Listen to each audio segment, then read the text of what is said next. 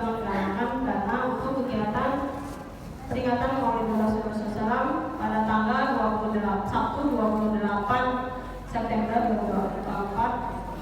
Yang kemarin sampai kemarin jumlah sumbangan yang kami terima adalah Rp3.226.500. Sekian yang mau menyumbang silakan, dan kami direkomendasikan untuk sumbangan. Hari ini yang menjadi majlis kita adalah Ustazah Dr. Anda Hayya Hasanah. Beliau menyampaikan kitab penawar bagi hati. Hari ini lanjutannya pada halaman 9. Kepada Ustazah kami persilakan. Bismillahirrahmanirrahim. Assalamualaikum warahmatullahi wabarakatuh. Waalaikumsalam warahmatullahi wabarakatuh. Apa kabar ibu-ibu semua, sehat? Alhamdulillah. Kita berkumpul di tempat yang mulia dengan niat i'tikaf, insyaallah diberkahi oleh Allah Subhanahu wa taala. Bismillahirrahmanirrahim. Alhamdulillahirabbil alamin. Allahumma shalli wa sallim wa barik ala sayyidina Muhammad. Tibbil qulub wa dawaiha wa afiyatil abdan wa shifaiha wa nuril absar wa diyaiha wa ala alihi wa sahbihi wa barik wa sallim, amma ba'du. Ibu-ibu jamaah majelis taklim Masjid At-Taqwa yang berada tepatnya di Jalan Ayani, kilometer 4,5 Kalimantan Selatan, Kota Madia, Banjarmasin. Alhamdulillah. Hari ini hari apa, Bu? Hari Jumat, hari raya seminggu sekali. Rasulullah berpesan, perbanyaklah untuk membaca sholawat dan salam kepadaku di malam yang diliputi dengan cahaya, di siang hari yang diliputi oleh nur, yaitu hari Jumat. Karena setiap salawat dan salam yang kalian baca disampaikan oleh malaikat Jibril ke kuburku di Madinah, fayaqul, lalu jangan ku jawab salam nampi baca salawat tadi dengan jawaban waalaikumsalam warahmatullahi wabarakatuh. Semoga senantiasa keselamatan buat kalian semua, amin. Dan rahmat kasih sayang Allah selalu tercurah kepadamu. Senang apa senang didoakan Nabi? Masya Allah. Jadi lafaz salawat dan salam ini ada yang perlahan seperti yang diajarkan oleh Nabi, dibaca di dalam sholat.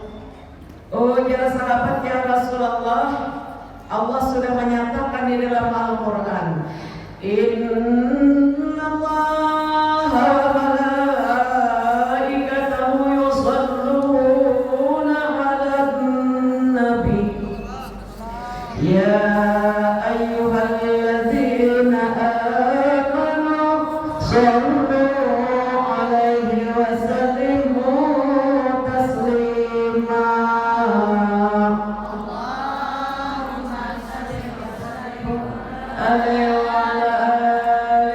Kalau Nabi kita mengajar sunnah dibaca di akhir sebelum salam tasawuf akhir.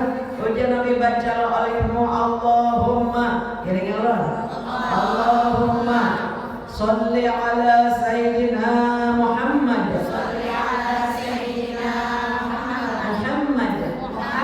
wa ala ali sayyidina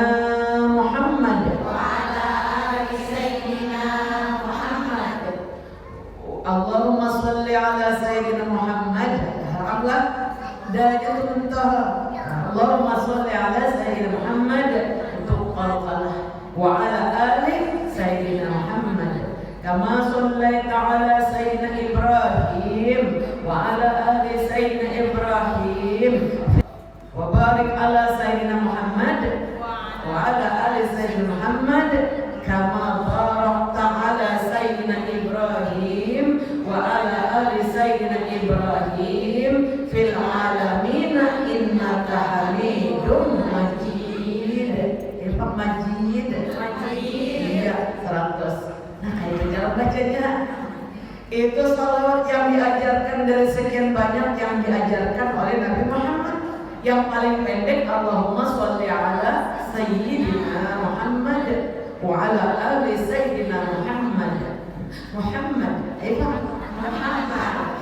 Muhammad. Nah, itu salawat yang diajarin Nabi. Ada juga salawat ini dimasukkan dalam qasidah oleh salafun saleh orang-orang yang 300 tahun setelah wafat Nabi kita. Allahumma sholli ala sayyidina Muhammadin tibbil qulubi wa dawaiha wa afiyatil abdani wa shifaiha nuril absari wa diyaiha wa ala alihi wa sahbihi wa sallim. Ampun lanjut beratan. Itu dilakukan biar kita jangan bosan. Jangan pernah kita lupa bersalawat dan salam kepada Nabi Muhammad. Akrabukum alayya yaumal qiyamah, orang yang paling akrab kalau Nabi dalam surga, yang menjadi teman setia kalau Nabi. Aksarukum minas sholati alayya, siapa yang paling banyak di antara kalian bersalawat dan salam kepadaku. Shallu ala Nabi Muhammad. Ibu-ibu jamaah hadirat yang berbahagia, kita langsung aja nih membicarakan tentang pasal pada menyatakan telinga. Nah, sambungannya ketahui olehmu kan? Dan bermula mensyukurkan. Oh, dan bermula nih masalah fungsi. Nah, jaga telinga. Dan bermula mensyukurkan pendengaran itu, kita menyukuri isi telinga. Kemana menggunakannya? Memeliharanya daripada mendengar yang dilarang oleh Allah Subhanahu wa Ta'ala. Siapa? Seperti jangan mendengari orang mengumpat, orang menggibah, orang menggosip. Jangan mendengari orang yang mengadu domba dan segala perkataan yang tidak baik. Seperti lagi bid'ah, nah, dan berbantah-bantahannya bid'ah itu baik. Hanya kebiasaan yang ada dilakukan Nabi. Ada bid'ah hasanah, ada bid'ah dalalah. Bid'ah hasanah ini baik. Bahkan di zaman Nabi orang naik haji, umrah, naik onta. Sekarang naik pesawat. Nah, ini bid'ah hasanah namanya. Dahulu orang di zaman Nabi kada pakai kacamata, pian yang kada pakai bid'ah hasanah lepas kacamata. Nah, jadi mesti ketujuh. Jadi bid'ah hasanah ini dipuji. Ada bid'ah dalalah, misalnya mengadakan peringatan Maulid Nabi lalu ada jogetan. Nah, jogetan musik-musikan asal dan mengundang hawa nafsu birahi, nah itu hukumnya haram. Itu namanya bid'ah dalalah. Katakan pula kalau bid'ah itu yang baca Maulid itu orang kurang ilmu pengetahuannya. Paham toh? Dan menghindari berbantah-bantahan. Apa arti berbantah-bantahan? Ujar orang kampung kita, bawalan kalau lagi bini sama aman gak boleh. Nang bini kan orang kalah, nang laki kan orang kalah juga. Bapak yang menjelang subuh taburik baru buka. Bapak yang membuka mata jam 9 hari habis rumah yang kau kali menang-menang. Alhamdulillah ya men, isi rumah habis gara-gara mengalai sama lama kamu juga bantah-bantahan. Ada anak kayak itu di sini yang tangan. Oh, ada jauh di planet sana. Jadi kalau kita nih suami istri lagi di babandir tas salah, pura-pura kada mendengar mau kapian, supaya jangan menjadi perdebatan berbantah-bantahan. Anak panggung jangan juga didengari, amun yang ada patut jangan didengari, supaya menghindari berbantah-bantahan. Karena Rasulullah menyatakan tidak akan memberi syafaat orang yang berbantah-bantahan. Kawan nolongi anak, kawan nolongi orang seorang yang pada selamat apabila ketujuh berbantah-bantahan akurga. Jadi mbah boleh ke rumah ujar anak merdeka, mama ambil selama nyari-nyari biasanya bangun Bang Mamai sudah. Tapi di sini kan ada juga Ibu Dinahai orangnya ada. Ibu Dinahai ada jauh sana. Jangan berbantah-bantahan dan seperti mendengar suara perempuan muda belia yang menggoda. Ada gue suara-suara tuh, wah ini nih akhir zaman. Ada orang-orang yang merupakan orang diperlukan dalam satu perusahaan dilajari berpandil merayu tuh. Pandil mendayu-dayu. Sekira orang nih digoda nih tunduk. Nauzubillah ya. Itu mendengar suara rayuan anak-anak gadis yang muda belia atau perempuan yang belia yang tidak tahu dia menghukum agama, lalu merayu-rayu orang supaya membeli sesuatu yang dia tawarkan, itu hukumnya haram. Tinggalkan jauh. Ada godaan-godaan itu berupa rayuan manis dari perempuan muda belia. Haram hukumnya mendengar, apalagi aku duduk di hadapannya. Jika ditakuti daripadanya fitnah, pasti ya sudah jadi fitnah.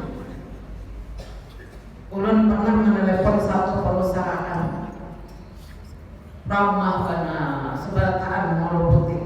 Bapak ulun kada jadi manukar. Kesal benar pandirnya. Nyata dan itu merayu-rayu. Nauzubillah ya. Kada ada juga di Banjar sini. Ada yang jauh di sana Anggrantoli Agama. Seperti lagi mendengarkan perkakas permainan yang diharamkan di dalam agama Islam, seperti mendengar serunai gendang yang membangkitkan nafsu birahi.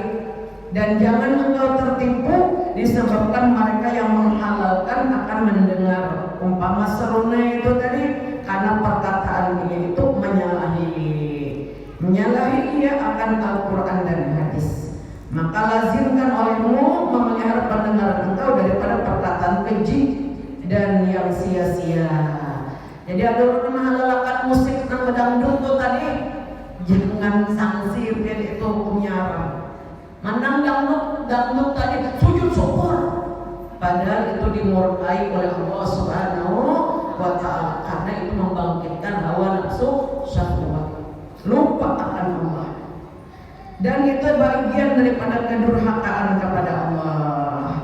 Dan haram pula mendengar perkataan yang keji dan sia-sia, karena mereka yang menuntut, yang mendengarkan bersekutu ia dengan mereka yang berkata-kata pada dosa perkataan yang haram itu. Lo kenapa jauh tapi mendengarkan senang juga teh sama dosanya. Paham kok sama dosanya. Padahal kalau dia malah kalau menjogetkan, senangnya hati, kalau menjoget tapi dosanya sama. Coba biar kada menonton siapa menjoget dapat biar. Nah itulah haramnya. Dan lagi pula bahwasanya mendengar perkataan yang sia-sia itu mendatangkan was-was di dalam hati. Perkataan yang sia-sia itu kan berdosa kada berpahala kada, tapi itu menimbulkan was di syaitan. Siapa yang ingin mengetahui, ujar para salafus saleh, orang itu kada sempurna akalnya bila orang itu banyak omongnya. Bila orang itu banyak ngomong ini aja nampak kisah orang ada lagi diberi kesempatan kisah yang sia-sia. Ketahuilah olehmu dia itu keras hatinya. Bila hatinya keras, maka jahat tingkah lakunya. Kita ini bakawan banyak. Ada nampak kisah benar. Siapa malam pakai saja. Ada lawas kawan ini keras hatinya. Jadi kadang-kadang meminandui orang keras hatinya membelakangi daripada perintah Allah. Bila orang itu tujuh berbandir nang sia-sia, nang ada mestinya diucapkan. Ketahui olehmu, apalagi buat kita ini 40 tahun sudah ada kan sudah 40 tahun di sini. Apabila orang sudah berusia 40 tahun, ibarat orang main tinju itu pindah. Penentuan untung ruginya masa depan kita. Barang siapa yang Nabi diberi umur 40 tahun, baik laki-laki maupun perempuan, man atat arba'ina sanah walam yaqlib haywasyarhu falyatabawwa maq'adahu minan nar.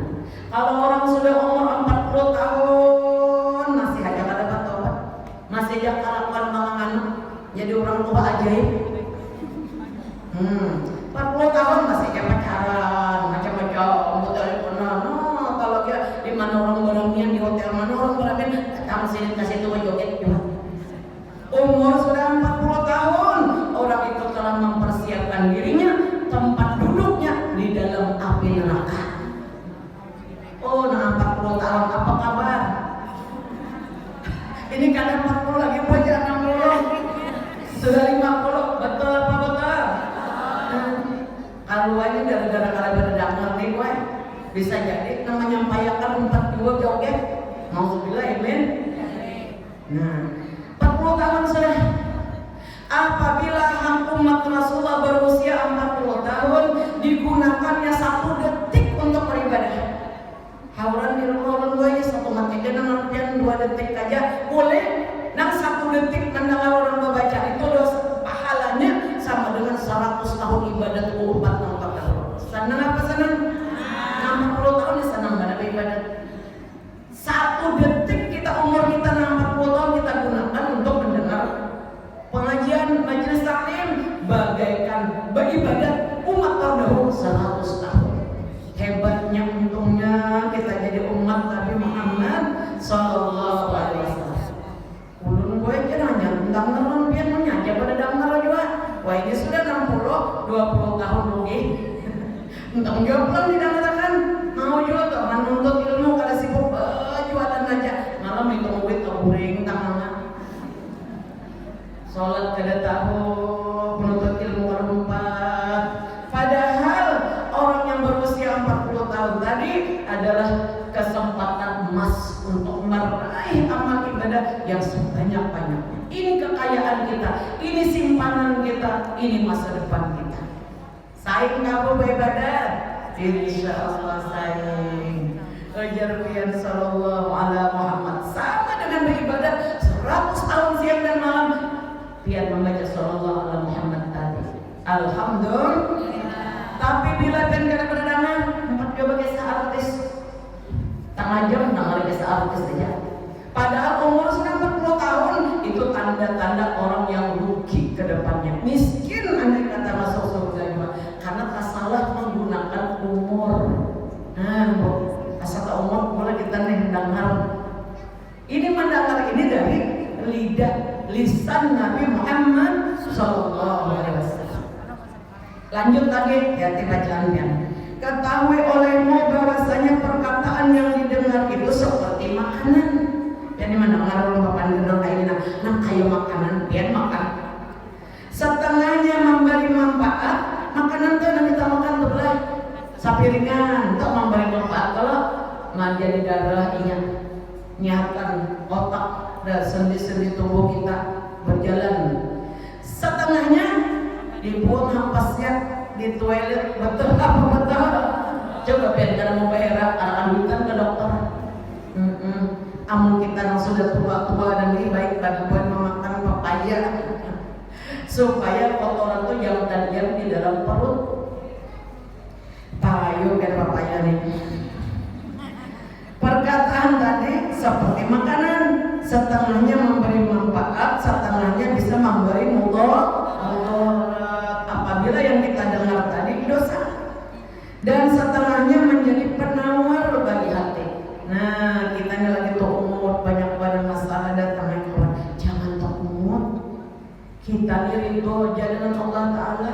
Kita ini milik Allah. Ujar silin sehat, alhamdulillah. Ujar silin garing kita ridho juga, tapi kita tetap berobat supaya dia mati husnul khatimah. Nolong dan alhamdulillah. Kayak papa kita nih beratan mau takuni tendak aja di orang sugih. Beratan, iya, ya Allah. Tapi apa kenyataannya?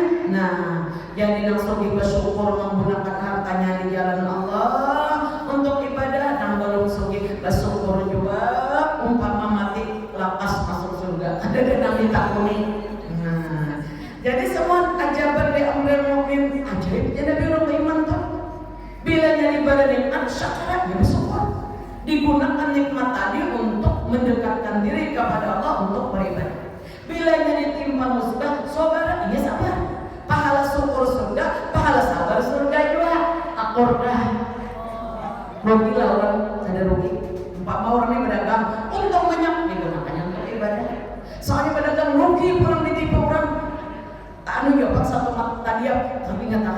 kemudian ibu pahala ini sabar, pahalanya surga.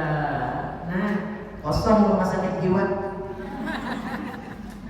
Asal orang mau hadir ke majelis ayo ngomong katanya kena kepilan sarau gitu. Nah, tak boleh menarik bapak tak pikir pernah tak pikir akhirnya mamuk. Alhamdulillah amin. Nah, kemudian dan setengahnya ada yang menjadi racun, perkataan tadi jadi racun di hati kita. Woi kamu anak itu jangan kamu boleh kamu tidak umatnya menjadi anak jadi racun. Nah, orang anak macam kelakuannya abah mamanya aja sibuk-sibuk berdoa, sibuk-sibuk meminta, karena doa seorang ayah ibu kepada anaknya bagaikan doa Nabi kepada umatnya. Ulu kataku mana baiknya abah mamai dan berdoa, baik berdoa, awas karena berdoa mamai. Banyak sehat boleh, tapi jangan bermamai. Nah, kemudian yang berikutnya bahkan berkekalan, berkekalan perkataan itu di dalam hati lebih lama daripada berkekalan makanan di dalam perut. Karena makanan itu hilang, iya dalam perut besar kita dengan tidur, makan habis makan berjalan-jalan guring. Nah itu jadi hilang, ada yang jadi berproses makanan tadi. Nggak tinggal ampasnya. Bapak kalau pulang, ya kalau pulang, bawang goreng kapal ngajak menanggar. Nah, ditanggar di dapur macam-macam ditanggar. Dasar sarapan pagi nasi tadi digoreng. Oh, ya ulun aja parut lapar waktu digoreng anyam. Cocok aja kita disuruh baca adik. Nah, lalu kita ini makanan tadi di dalam perut. Terkadang berkekalan di dalam perut beberapa hari, kemudian dia hilang dengan makan pencahar. Di pina lambat mana buang air besar ada pencaharnya, orang menjual di apotek. Jaulap ya sini ngarannya jaulap dia pencaharnya jaulap. Adapun perkataan itu jatuh ke dalam hati, betul apa betul kok? Biar misalnya dipanggil anaknya sayang, senang benar ya Allah, cantik ya padahal tua sudah, dikiau cantik, senang apa senang? Amun dikiau warik. Masalahnya, lu lapar banget soalnya banyak setiap hari itu bikin emosi. Nah, lalu itu berkekalan di dalam hati bila kita disanjung orang. Senang apa senang lo? Nah, sanjung juga orang. Kita disanjung orang, jangan kita mencela orang. Nah, maka berkekalan di dalam hati. Maka terkadang perkataan berkekalan ya di dalam hati seumur hidup. Kita nih lagi anak pernah dimamai oleh penggugat, ditampar sini, pasti ingat seumuran. Betul apa betul? Ditampar sini bahari pipi, apa? Kenang-kenangan di masa kecil. Tapi kalau menuntut ilmu kan dasar pasti sini tuh menampar jawab aku pintar. Tapi ada kalau itu bekasnya itu di dalam hati. Aku juga bahari kadang mengerjakan PR. Bahari di zaman kita ingat latihan guru-guru tuh bisi pekat di sekolahan. Mudah aja Pak kalau murid buah ini orang lagi sudah ada aturan mainnya, sudah dilaporkan orang di kamera orang. Lalu yang pilih gurunya, alhamdulillah ini bahari kan habis zaman penjajahan. Kalau zaman penjajahan suka pukul, tapi kan gancang juga pukul pendidikan. Berkesan di dalam hati dan kadang kalanya jasirin berkesan perkataan tadi di dalam hati seumur hidup. Maka jika ada ya perkataan yang jahat, maka senantiasa ia memfitnah, mendatangkan gelisah dan mendatangkan was-was, bahkan terkadang menyebabkan ia kepada kebinasaan yang besar. Nauzubillah ya men. Maka hendaklah engkau bersungguh-sungguh orang yang berakal sehat, akalnya nih, pada memelihara pendengarannya dan segala anggotanya sebelum ditanya padanya pada hari kiamat oleh Allah. Telah berfirman Allah Ta'ala, inna sam'a wal basara wal fu'ada kullu ulaika kana anhu mas'ula. Bahwasanya pendengaran dan hati sekalian itu akan ditanyakan oleh Allah daripadanya pada hari kiamat. Quran surah Al-Isra ayat 36. Wallahu a'lam. Sedikit kita sambungi. Pasal yang ketiga pada menyatakan lidah. Untuk apa Allah menciptakan ini lidah kita ini? Ketahuilah olehmu bahwasanya Allah menjadikan lidah kita bagi engkau supaya membaca engkau dengan dia Al-Quran dan membaca hadis Nabi Sallallahu Alaihi Wasallam dan segala zikir dan doa dan pengetahuan yang memberi manfaat, supaya mengajar engkau akan dia akan ilmu yang memberi manfaat dan menyuruh engkau dengan kebajikan, melarang orang daripada kejahatan dan memberi nasihat engkau akan orang Islam supaya menunaikan engkau akan hajat mereka dan mendamaikan engkau akan mereka yang berkelahi atau ada persoalan dan barang sebagainya. Ini fungsi lidah, dasar ibadah semuanya. Daripada segala faedah engkau akan mendamaikan mereka itu dan barang sebagainya daripada segala yang berfaedah.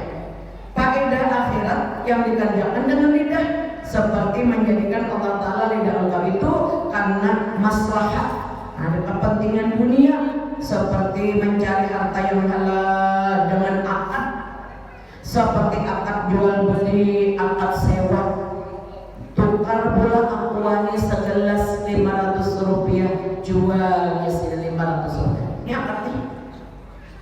Bila ini ada akad, ada halal nih kita makan belum halal. Kita minum, kita makan, ibadah sholat kita ada diterima, puasa kita ada diterima. Kan tahu akadnya ada hadir nama majelis ilmu. Akad jual beli itu wajib hukumnya. Amun di Mekah halal ada akadnya.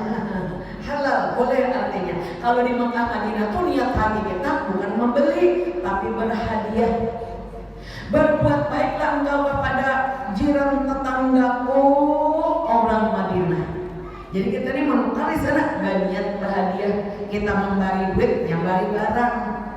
Jadi kan ada akad halal, niatnya tuh bukan untuk membeli tapi hadiah menghadiah. Makanya jadinya halal.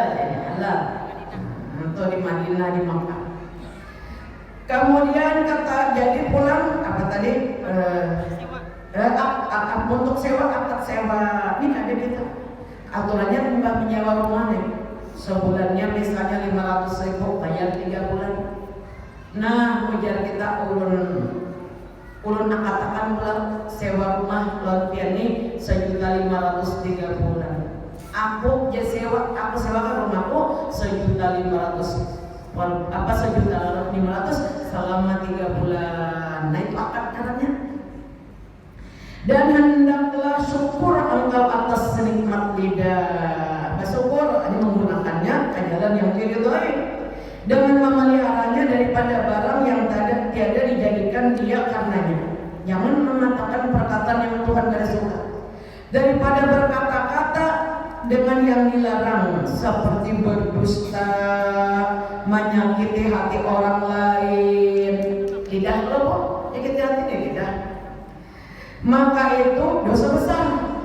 Bersalahan berdusta yang tiada menyakiti. Maka ada juga yang berdusta ini boleh. Maka itu dosa kecil. Seperti karena hajat. Hajat apa tadi? Maka tiada ada ia dosa seperti berdusta karena mendamaikan antara dua manusia yang berkelahi. Kita mendamaikan, ada maunya nih maafan karena Nabi bersabda, laisa bil kadzab man yuslihu bainan nas. Tiadalah mereka itu berdusta, mereka yang niatnya untuk mendamaikan manusia yang berkelahi tadi atau bertengkar tadi. Bahkan terkadang berdusta tadi menjadi wajib. Berdusta seperti melihat ia akan orang yang haram dibunuh, yang bersembunyi ia daripada orang zalim yang menghendaki membunuhnya. Maka wajib kita yang bisa menolong ini berdusta karena melepaskannya daripada dibunuh orang zalim itu. dan seperti mengupat lagi lidah jual. Jadi di zaman Belanda dahulu ada seorang China non-Muslim, kalau nggak salah anak dibunuh Belanda di Jakarta situ. Belanda nih difitnah si Cina atau kaum Cina tadi, lalu dia datang bersembunyi ke rumah Maulana Habib Husin bin Habib Abu Bakar Ali, terus keluar datang sini tuh dia ada orang, lalu disembunyikan di rumah. Datang tentara Belanda nih, ayo Habib serahkan orang itu, mau dipancung, mau dibunuh. Ujar Habib tidak, dia berada dalam keamanan dalam tanganmu. Karena Habib ini dihormati, udah kada jadi membunuh. Maka si orang China tadi mengucap 2 kalimat syahadat di hadapan Maulana Habib Husin bin Habib Abu Bakar alaihi terus, dan akhirnya menjadi orang yang paling alim dari sekian banyak muridnya Maulana Habib Barbatan, dan sampai meninggal dunia ditasmiyahi beliau dengan nama Abdul Qadir. Jadi kalau pihak ziarah keluar Batang ada di samping kubur, itu adalah asistennya Maulana Habib Barbatan, orang Cina tadi. Nah itu dibawa disembunyikan, nah itu wajib hukumnya.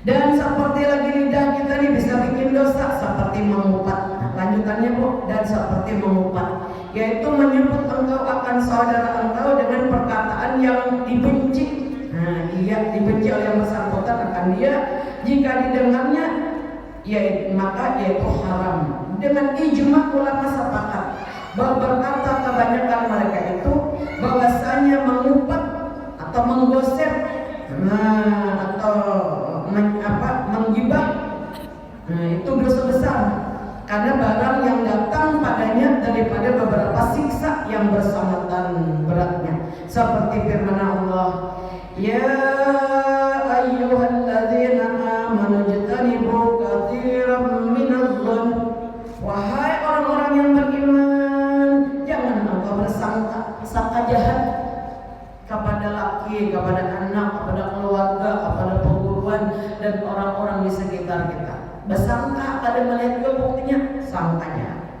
Sesungguhnya sangka jahat adalah dosa besar. Sangka jahat dosa. Wala tajassasu, dan jangan engkau mencari-cari kejelekan orang lain. Pikirkan aja diri kita sendiri nih, sifat 20 pada tapi apa? Betul apa betul? Hati kada tapi jujur juga, bisa ada juga dengki di dalam hati, ada ujub, ada sombong, ada riya, ada takabur. Apabila anak memperbaiki hati, bacaan sholat ada jujur juga, hanya bismillah aja salah.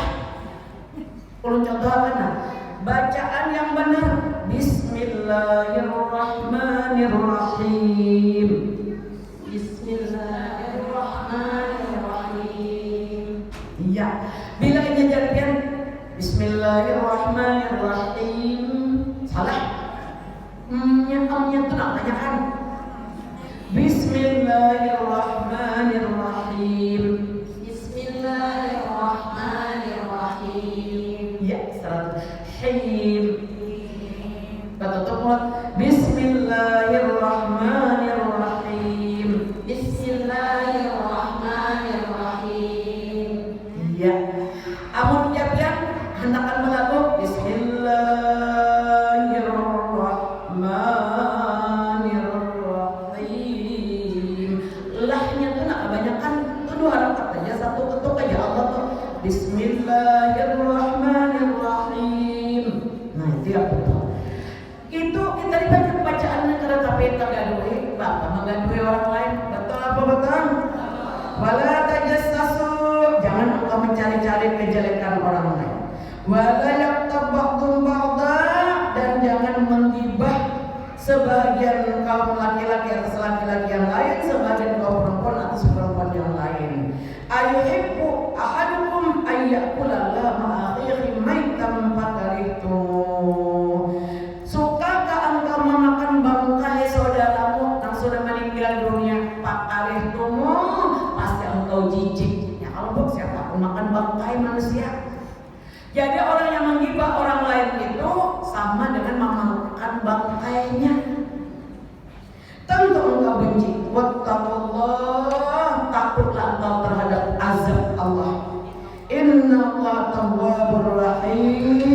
Sesungguhnya Allah itu Maha Pengasih lagi Maha penerima tobat, lagi Maha Pengasih lagi Maha Penyayang. Quran surat Al-Hujurat ayat 12. Telah menceritakan oleh Imam Al-Baihaqi dan At-Tabrani ahli hadis beratan banyak, dan Abu Asy'ah dan Ibnu Abi Ad-Dunya daripada Jabir sahabat Nabi, Jabir dan sahabat Nabi Abu Sa'id radhiyallahu anhu berkata, keduanya, kami mendengar Rasulullah bersabda, iyyakum wal ghibah fa innal ghibata ashaddu minaz zina. Wahai seluruh manusia, ujar Allah, jauhilah oleh kamu akan ghibah, mengumpat, menggosip orang lain. Kenapa? Karena asyaddu minaz zina, dosanya lebih berat daripada orang berzina. Nauzubillah min. Lalu Nabi ditanya oleh para sahabat, bagaimana ini bisa terjadi? Maka menyebut kejelekan saudara tadi dosanya lebih berat daripada berzina. Dijawabkan, qala inna rajula qad yazni. Seorang laki-laki yang melakukan perbuatan zina, wa yatubu fa yatubullahu alaihi, lalu ia bertobat dengan taubatan nasuha, bahari pada tagawi zina, lalu ia menyesal atas perbuatan dosa besar tadi, lalu ia bertekad kan hendak lagi memiliki, walau andai kata dunia hancur berkeping-keping, kan hendak lagi memiliki. Bahari sudah tagawi dan bertekad kan hendak lagi memiliki, dan banyak meminta ampun kepada Allah atas kebodohan masa lalu. Kenapa sampai melakukan perbuatan mesum? Karena ada bedadangan, ada nuntut ilmu, waduh selalu berzina tuh dibukakan neraka jahanam liang lahatnya sampai tiba hari kiamat, kada hendak lagi mengganggu. Diampuni oleh Allah, sudah dihapus dosanya. Tapi, nah ini tapinya diulang.